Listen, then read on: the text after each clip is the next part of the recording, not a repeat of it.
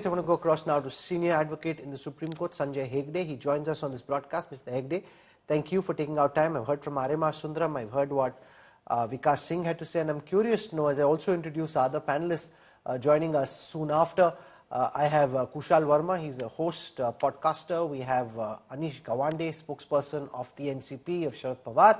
And I have Rahul Ishwar, who has been pushing hard against what Ranveer Alabadia said. So, Sanjay Hegde first. Mr. Hegde, because the question is very simple. Can this then be an opportunity to push the broadcast bill through? Because so far the broadcast bill came in, it received a very strong pushback, saying that this is the government trying to clamp down on social, digital, free speech. Now the Supreme Court has created an opening, saying that you can't have this vacuum, and it's true, you can't have all kinds of rubbish and profanity and vulgarity of the kind that YouTube has been full of. So then, should YouTube content be regulated, and if so, how? Sanjay Hegde. I don't think YouTube content can be regulated in India. Why not? Are you going to create a walled garden saying that you will have a special YouTube for India? Because YouTube has all kinds of content from all over the world. No, but you can take down whatever is offensive and violative of whatever the broadcast bill says, if that's the decision that is ultimately taken. That's the question. No, even if your broadcast bill comes through, can you ask YouTube to take down content which is foreign in origin? Then you are creating a walled garden within India.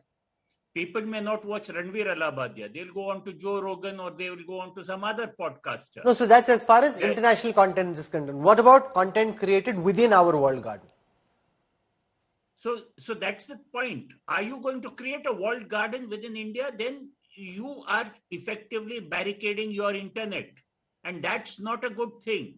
You started in terms of YouTube and humor and vulgarity, but what you are then going for is a much wider thing of shutting the internet off, or only allowing access of certain parts of the internet to India. No, but some of these YouTubers have run amok, and you can't have all this kind of filth and profanities and abuses and vulgarity going online. That's not right either. There has to be some restriction. I agree with the point that you don't want to hound those making unpopular political comments, but you can't have this level of vulgarity going on. And this is hardly the most offensive thing that's been said. If you don't like it, don't watch it. Sure. If you don't want your kids to watch it, then there are technical solutions within your mobile phones, within your devices. You can do it at your level. But to tell the people at large that this is what you will watch and this is not what you will watch is to bring in a nanny state. The nanny state will No, but there are regulations on television, for example. If all of it is consumed on the phone and on screens, YouTube as well, and TV, why is it that you have content regulation on one medium and not on the other? There's content regulation on radio, television, print. YouTube is free for all. Yes, but because it's the nature of the technology.